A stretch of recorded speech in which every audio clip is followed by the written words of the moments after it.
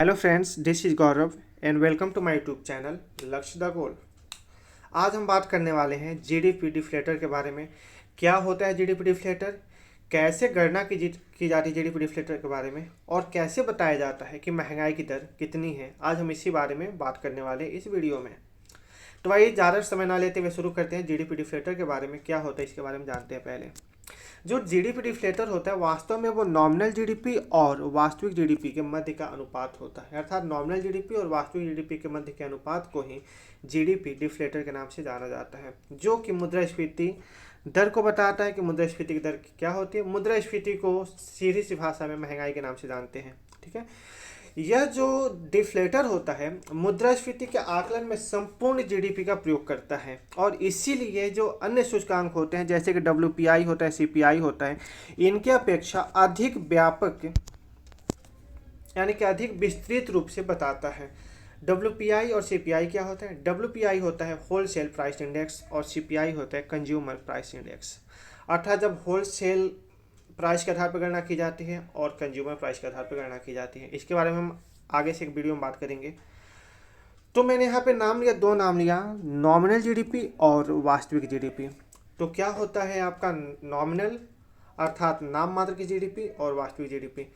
तो हम इसके बारे में बात करते हैं कि नॉमिनल जीडीपी और वास्तविक जीडीपी क्या होता है। ठीक है, इससे पहले मैं आपको बता दूं कि एक मैंने वीडियो बनाया था नेशनल इनकम के नेम से कि नेशनल इनकम की गणना कैसे की जाती है। वहाँ पे मैंने 4 कॉन्सेप्ट बताए थे, जीडीपी, जीएनपी, एनडीपी और एनएनपी।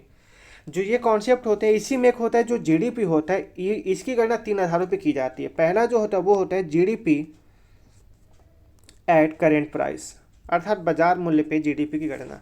और जो बाजार मूल्य पे जीडीपी की गणना की जाती है उसी को कहा जाता है नॉमिनल जीडीपी।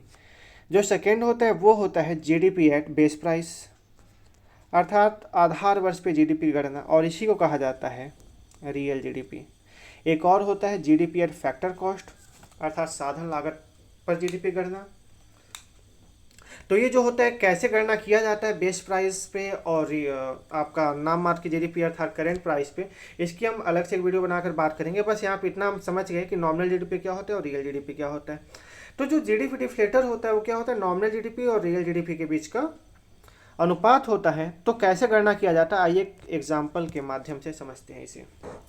जैसे दिया हुआ है कि मान लेता हूँ मैं कि 2020 की महंगाई कितनी है, हमें इसके बारे में गणना करना है। ठीक है, अब 2020 में जो नॉमिनल जीडीपी है वो है आपका 8000 और रियल जीडीपी जो है वो है आपका 4000। तो कैसे पता करेंगे कि हमारा कितना परसेंटेज बढ़ा है? फॉर्मूला होता है GDP deflator is equal to nominal GDP upon real GDP, अर्थात नाम मात्र की जीडीपी अपॉन वास्तविक जीडीपी। हमने मान लिया कि नॉमिनल जीडीपी कितना है आपका 8000 है, हमने 8000 यहाँ पे लिख लिया।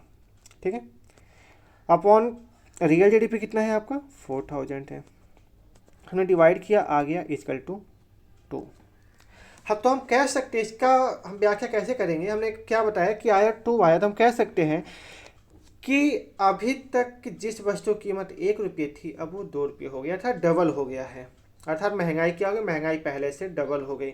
आप कई जगह पढ़े होंगे कि वहाँ पे ये फॉर्मूला ये रहता है GDP deflator is equal to nominal GDP upon real GDP into 100। ये भी सही है। यहाँ पे इंटू 100 करने से फ़ायदा ये हो जाता है कि हम इसको परसेंटेज में दिखा सकते हैं कि परसेंटेज में कितना आएगा निकालने के लिए। आपको पता है परसेंटेज के लिए 100 से मल्टीप्लाई कर देते हैं। तो हमने क्या देखा कि नॉमिनल जीडीपी आपका 8000 हुआ, रियल जीडीपी आपका 4000 हुआ, इंटू 100 हमने कर दिया। हमने किया तो 2 आया, 2 इंटू 100 इजकल टू 200 हो गया। तो हम कह सकते हैं कि जो महंगाई की दर है वो कितनी है? 200% है। तो ऐसे ही किसी भी बाजार में किसी भी देश में महंगाई की गणना की जाती है जीडीपी डिफ्लेटर के द्वारा। तो आइए हम जीडीपी डिफ्लेटर के बारे में कुछ और बातें जानते हैं। तो क्या जीडीपी डिफ्लेटर की गणना सीएसओ ही करता है, जो कि सांख्यिकी और कार्यक्रम कार्यान्वयन मंत्रालय के अधीन है। कई बार क्वेश्चन पूछा जा चुका है कि सीएसओ किसके अधीन है, तो किसके अधीन है? सांख्यिकी और कार्यक्रम कार्यान्वयन मंत्रालय के अधीन है। इसका भी बेस ईयर जो है वो आपका 2011 ही है। और जीडीपी डिफ्लेटर को ही इम्प्लिसिट प्राइस डिफ्लेटर के नाम से भी जाना जाता है। कई बार क्वेश्चन पूछा जा चुका है कि जीडीपी डिफ्लेटर को अन्य किस नाम से जाना जाता है, तो क्या होगा आपका इम्प्लिसिट प्राइस डिफ्लेटर के नाम से भी जाना जाता है। जो जीडीपी डिफ्लेटर होता है मैंने ऊपर ही बताया है कि महंगाई मापने के लिए सबसे बेहतर और भरोसेमंद और व्यापक नंबर माना जाता है, लेकिन फिर भी आरबीआई और इंडियन गवर्नमेंट इसका इस्तेमाल नहीं करती है पॉलिसी बनाने में। क्यों? क्योंकि जो जीडीपी डिफ्लेटर का जो डेटा होता है वो आपका 3 महीने पर आता है, ना कि साप्ताहिक या मासिक। इसी वजह से आरबीआई इसे यूज नहीं करती है। एक बात और है कि जो जीडीपी डिफ्लेटर इसलिए भी सबसे ज़्यादा विश्वसनीय है क्योंकि इसमें घरेलू उत्पादों की प्राइस की ही गणना की जाती है। जैसे अन्य जो होते हैं डब्ल्यूपीआई इत्यादि, इन सब में जो फॉरेन गुड्स होते हैं उनको भी जोड़ लिया जाता है, लेकिन इसमें केवल जो घरेलू उत्पाद है अर्थात जो भारत में उत्पादन हुआ है केवल उन्हीं की प्राइस की गणना की जाती है, इसीलिए सबसे ज़्यादा ये विश्वसनीय है।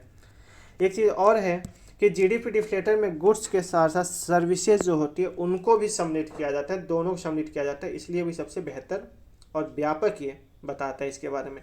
तो मैं आशा करता हूँ कि आपको आज मैंने जो भी बताया जीडीपी डिफ्लेटर के बारे में ये क्या होता है आपको समझ में आया होगा।